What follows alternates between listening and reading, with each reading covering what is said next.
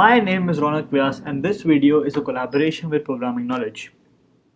In this video, we'll talk about how we can set up MySQL database with our Spring Boot REST API and what are the changes that we need to do in order to get that external database up and running.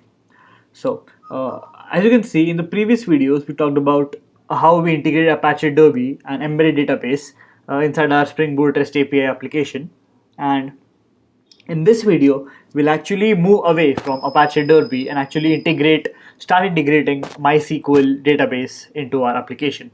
And we'll see how easy it is to do that when you have a basic skeleton here. So since we were using the Apache Derby in embedded database, we wrote everything which we need to actually add some data into your database, right? So we have the repository interface and we use that repository interface to extend from current repository, and we also use that into our business logic and also the controller.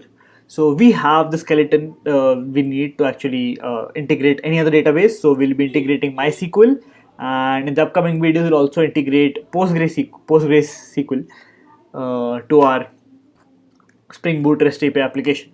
So yeah, let's get started. So in this video, what we'll do is first set up our MySQL applications, so the way we can write MySQL queries and also check to see that everything is up to date.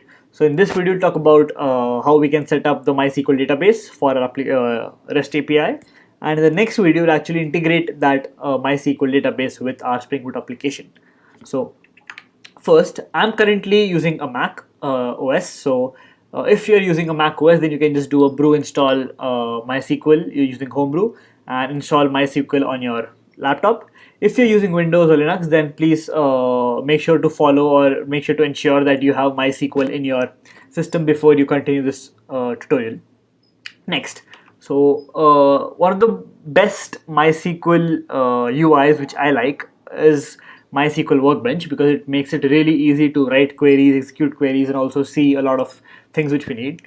So MySQL Workbench is a unified visual tool for database architects, developers, and DBAs. So we come under developers, I feel. So SQL development and comprehensive administration tools for server configuration, user administration, backup, and much more.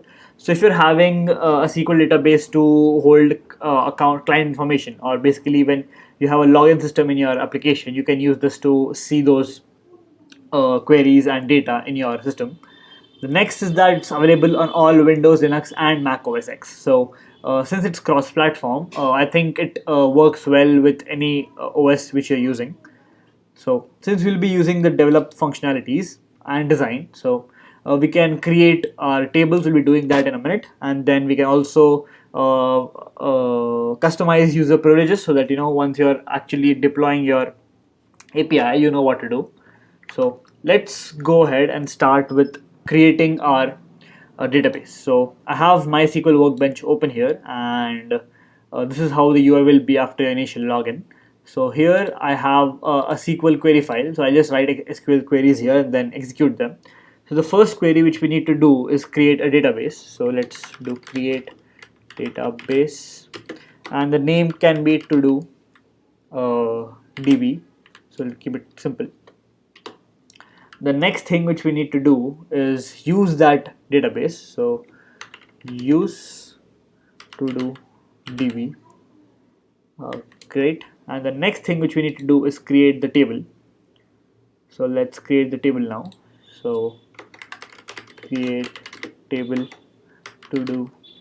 No, so we'll call the table as to do only, or just say to do. Yep, to do. And ID int, not null, primary key, and auto increment. So just to make sure that we have all the right things we need. The next is title, title, and it's going to be a varchar of 250. The next is summary, again a varchar of 250. and the last is description.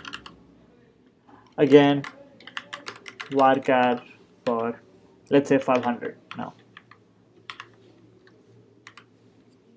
So this is our a few queries which we need to know before we actually start using integrating SQL. So what we did here is we created a database called as TrueDB. Then we switched to that database, and then we created a table which has int as the primary key, ID. So ID as the integer, title, summary, and description. So here, if you see our to-do entity, you will see that we have exactly the same. So instead of a title, we have names. Let's quickly change that. So we don't need title, we need name, so that everything is right and all of the other things are good. So this is how we create our database and a table, and we'll be integrating this table with our entity. So we'll create an object relational mapping of this sorts with this table. And to make sure that the mapping is done correctly, we have the same column names as we have the class attributes. So let's run these queries. So for that, what you need to do is press Alt Shift and Enter. So let me just Alt Shift Enter, and this executes the query for you. So let me just show it to you. Yeah. Let's refresh all, and as you can see, we have our TrueDB ready here. We have the tables as to do, and we have the columns as ID, name, summary, description. Great. Okay, so this is how you create your database, and the next thing which we need to do is play with the privileges a bit. So let me tell you what I mean by that. So first, let's write the query so that we get that out of the way. So we'll do flush privileges, and the next thing is going to be alter user. Let me just get this right. Yeah, root localhost, and we change the password to password. So one of the things which I noticed with my setup was that when I was actually writing the API, I didn't have any password set for root.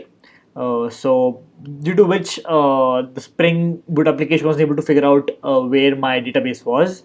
So that is why a very good solution, a very simple solution which I found online for Mac especially, is that you can just change your password to anything of what you like, and then use that in your application, which will actually help identify or get the database URL as soon as possible. So since I spent around I think like 2-3 hours wasting my time on how to figure out this, you can just use these two lines and you can just go ahead. And this, I think, is a problem with Mac OS users only. So anybody from Windows or Linux should not be facing this problem. But if you do, then this is a good solution for any operating system that you have. So make sure you flush privileges, and then you alter the root identified by your password. So for me, it's going to be password for now. And again, Control Shift Enter, and you have run those queries, and you're good to go. So now that we have finished writing our updating our database, what we can do is we can go up and start updating our application. So we need to first start with the pom.xml file and then work our way till the application properties. So we need a few things. So first we need to remove Derby Apache because we'll be using a different MySQL database, and we need to add a few other dependencies. So we'll continue this in the next video. Thank you for watching, and I'll see you in the next one.